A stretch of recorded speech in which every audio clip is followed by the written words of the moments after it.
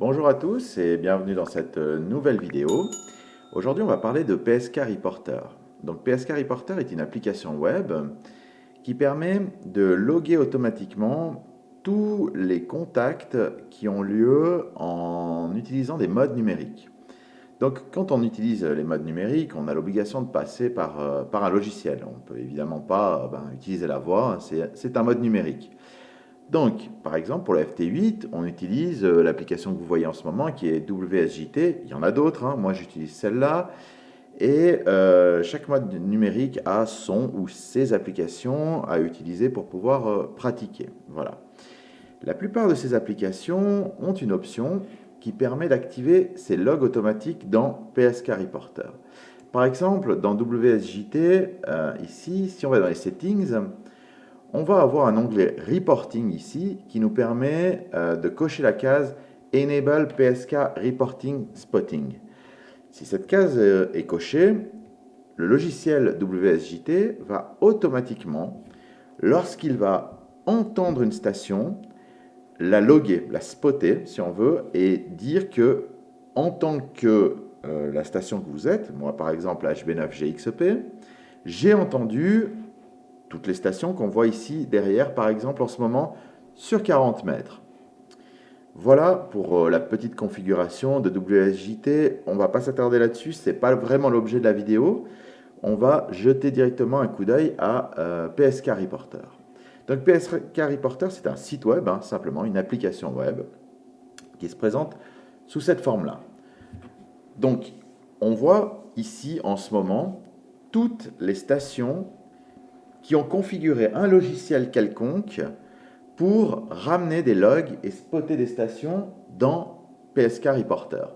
On voit qu'il y en a un certain nombre, on voit qu'il y en a un peu dans tous les pays. Voilà ce que ça peut donner sans filtre. Donc, quel que soit le mode, quelle que soit la bande, on a ces stations-là, par exemple pour l'Europe, si on focalise un peu sur l'Europe, qui sont en train de remonter des données en ce moment. On voit en temps réel ici en bas le nombre d'enregistrements reçus. On voit qu'il en reçoit en l'occurrence 329 par seconde. C'est pas négligeable. Donc il y a vraiment beaucoup de logs qui sont pris par ce logiciel. Voilà. Beaucoup de gens s'y connectent et remontent en temps réel des logs. Les couleurs des différents points qu'on voit ici sont une indication de la bande. Si par exemple on veut filtrer par bande ici, en haut à gauche, on a la possibilité de dire sur quelle bande exclusivement on veut voir les stations.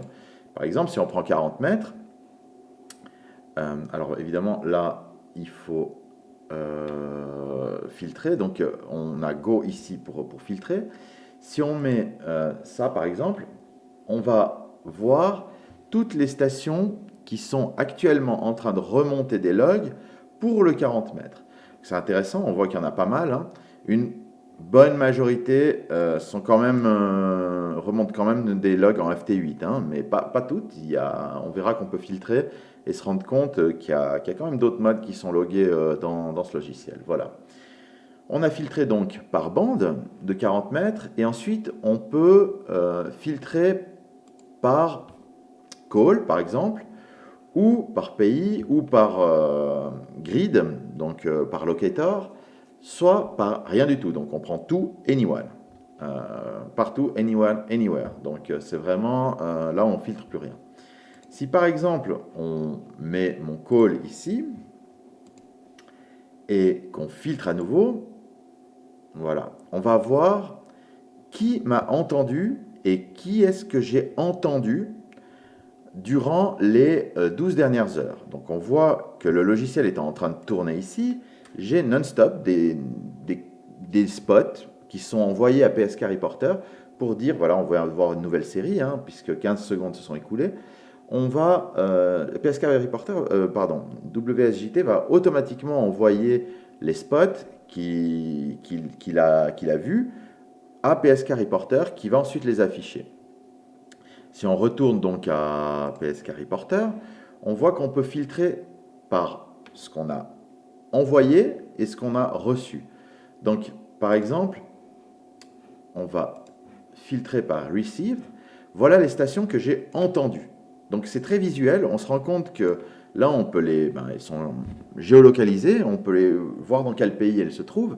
Et du coup, c'est très visuel. Si on clique dessus, on va avoir le détail, donc le call de la station, où elle se trouve, sa distance par rapport à moi.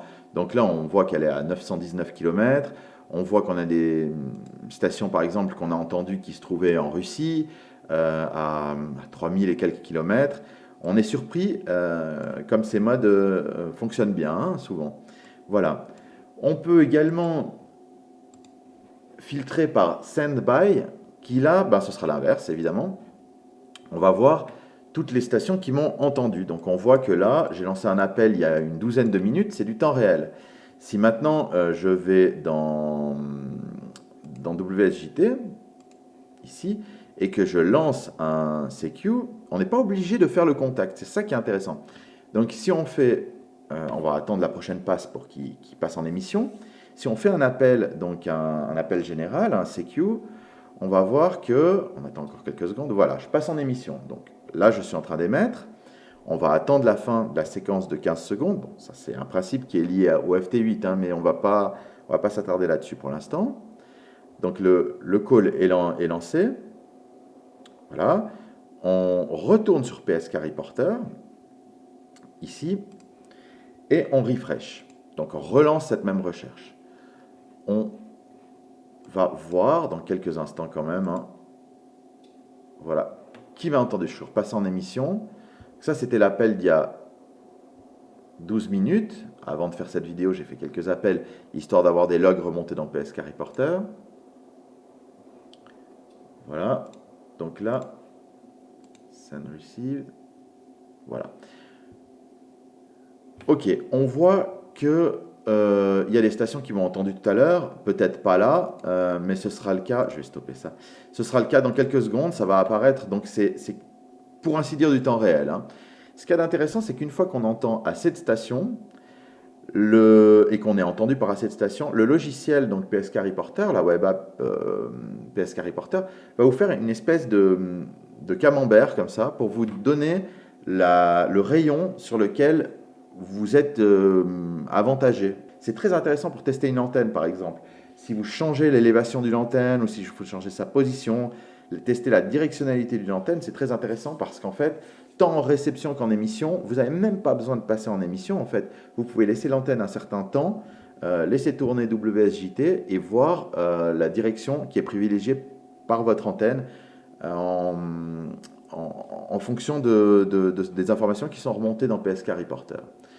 Une autre information intéressante que PSK Reporter vous donne, c'est que si par exemple vous filtrez non pas par call mais par pays, on va par exemple mettre la France, on va relancer le filtre et là on va avoir une autre information qui nous est donnée qui est, voilà, tous les pays qui aujourd'hui, qui dans les 15 dernières minutes, pardon, ont contacté une station qui se trouve en France, ou entendu une station qui se trouve en France, puisqu'on n'a pas filtré par Send and Received.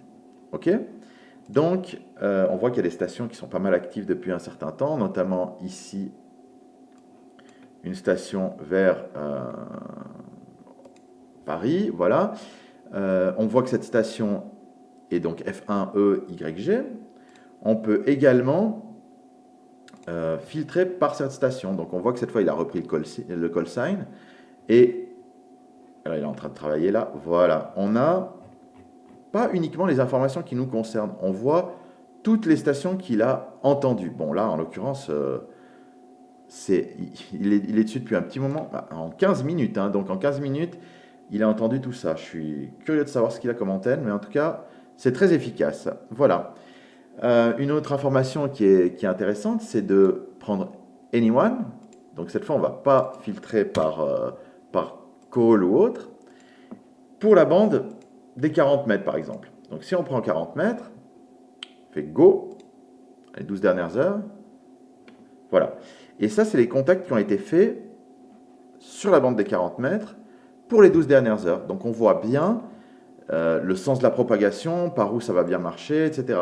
Donc on voit que dans les 12 dernières heures, évidemment, il y a peu de contacts par-dessus l'Atlantique, mais entre le jour et la nuit ici, on a beaucoup de contacts. On peut faire ça pour chaque bande pour s'amuser, hein. Donc dans les 12 dernières heures, sur le 80 mètres, on va avoir aussi ces contacts qui sont faits là. On peut filtrer pour avoir la propagation dans les 30 dernières minutes, ce qui est assez intéressant également, puisque comme ça on a l'état de la propagation plus ou moins actuellement. Voilà. On peut filtrer par bande également. On a des bandes, donc ça monte jusqu'aux 23 cm. On peut voir en 2 mètres ce que ça peut donner. On voit que sur l'Europe, il y a quand même un certain nombre de contacts qui ont été faits. On peut également filtrer ici, voilà, donc si on met Show All, on revient, ça reset absolument tout, et on voit les bandes ici pour pouvoir filtrer. On a également le 11 mètres par exemple, il n'y a pas que les bandes amateurs, et on voit qu'il y a un certain nombre de stations qui sont actives en FT8 sur 11 mètres. On peut savoir qui elles sont et plus ou moins où elles se trouvent. Voilà, il y a 12 stations en l'occurrence. Si on prend Anyone en 11 mètres, on se rend compte qu'il y a quand même pas mal, dans les 12 dernières heures, de contacts qui ont été effectués entre ces stations. Voilà. Il y a notamment une station en Finlande qui a l'air super active et qui contacte pas mal le reste de l'Europe. Voilà par rapport à cette vidéo sur PSK Reporter. J'espère que ces informations vous ont été utiles et que vous allez pouvoir vous amuser un peu avec cette web app. Donc, vous voyez qu'elle est très utilisée et que ça donne un certain nombre d'informations. Voilà, 73 à tous, et si cette vidéo vous a plu, n'hésitez pas à vous abonner à la chaîne et à mettre un pouce vers le haut. Voilà, 73 à tous, bye bye de HB9 GXP.